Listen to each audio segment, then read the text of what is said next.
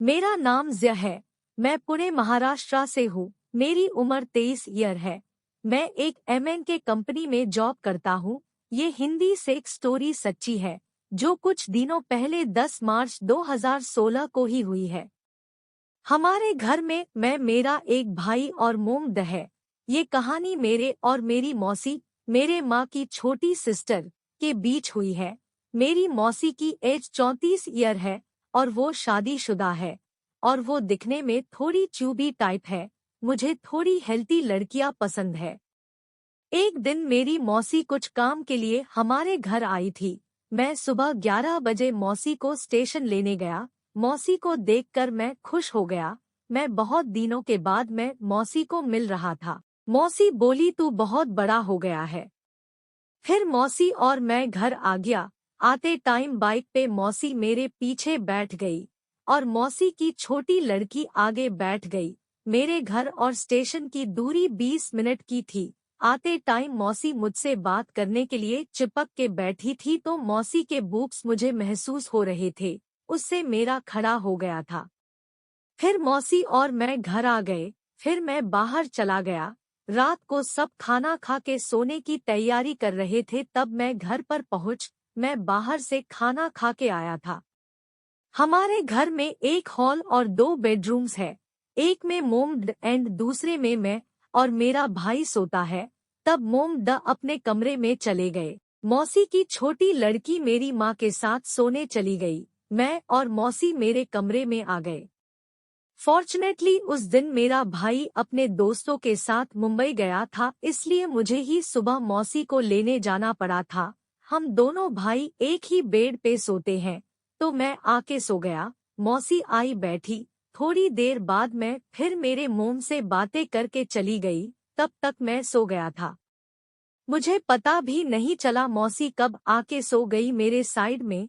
करीब 12:30 बजे मेरी नींद खुली। तब मैंने देखा मेरी मौसी मेरे साइड में सोई है, तो मैं बहुत खुश हो गया। मैंने फिर धीरे से मौसी की साड़ी उठाने की कोशिश करने लगा। गर्मी के दिन थे, इसलिए मौसी ने ब्लैंकेट वगैरह कुछ लिया नहीं था। मैंने मौसी की साड़ी कमर तक ऊपर कर ली और मैं उनके नंगे गोरे बदन से खेलने लगा। मैं उनके पैंटी के ऊपर से हाथ फिराने लगा। मेरी हिम्मत बढ़ गई। फिर मैंने मौसी के ब्लाउज के ऊपर के 2 बटन खोल दिए। मैं अब मौसी के ब्लाउज में हाथ डालकर उनके बूब्स दबाने लगा।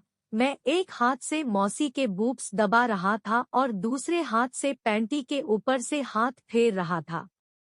मैंने अब मौसी की पैंटी के अंदर हाथ डाला। मुझे उनके छोटे छोटे बाल महसूस हुए।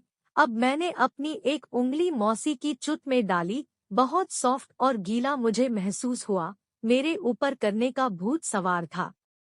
मैंने अब मौसी के ब्लाउज के सारे हुक खोल दिए। अब वो सिर्फ ब्रा में थी डॉट, और उनकी साड़ी कमर तक ऊपर थी। मेरा लन कड़क हो गया था।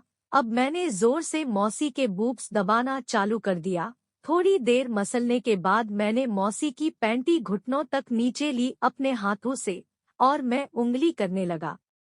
मुझे बहुत डर भी लग रहा था, लेकिन मुझे समझ में नहीं आ रहा था इतना करने के बाद भी मौसी की नींद कैसे खुली नहीं थी। मुझे पता था मेरी मौसी की नींद बहुत गहरी थी, लेकिन मैंने बहुत जोर से उनके बूब्स दबाए थे और उंगली भी की थी। अभी तक हम साइड बाई साइड सोए थे।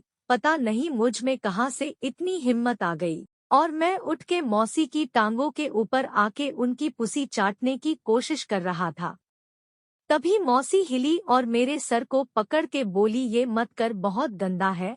मुझे समझ नहीं आ रहा था कि मैं क्या बोलूं। मैं 10 सेकंड वैसे ही मौसी को देखता रह गया। फिर मौसी ने अपना हाथ मेरे तने हुए औजार पे रखा और बोली, आता बघच बसनार आहेस की पुड़े काही करनार आहेस। मुझे देखता ही रहेगा कि या आगे भी कुछ करेगा। मेरे होश उड़ गए कि मौसी क्या बोल रही है। फिर मौसी बोली की मला माहित आहे तुला माझ्या बरोबर कर्याच आहे. मागच्या वेळा घरी आला होता तेव्हा पण तू असत साडीवर करून माझ्या अंगशी खेलत होता. मुझे सब पता है कि तुझे मेरे साथ करना है. पिछली बार जब तुम घर आए थे तभी तुमने मेरी साड़ी ऊपर करके मेरी बॉडी के साथ खेला था. डॉट तब मुझे याद आया कि मैंने 6 मंथ पहले मौसी के घर गया था, तभी रात को मैंने ऐसा ही किया था, लेकिन उस टाइम मैंने अपनी एक उंगली मौसी के गुफा में डाल के मैंने अपना औजार हिलाया था और सो गया था। अभी भी मैं थोड़ा डरा हुआ लग रहा था। अब मौसी बोली, घाबरू नकोस मी कोणाला नाही सांगणार तुला जे करेचा आहे ते कर, आणि मला पण थोड़ा आनंद दे। टेंशन मत ले, मैं किसी को कुछ नहीं बोलूंगी, तू जो करना चाहता है कर ले और मुझे भी थोड़ी खुशी दे। फिर मैंने हिम्मत करके मौसी को किस करना स्टार्ट कर दिया। उनको लिटा के हम दोनों क्षणेटली किस करने लगे। मैं पागलों की तरह उन्हें किस कर रहा था। अब मैंने उनके नेक पे किस किया और वो और भी गर्म हो गई।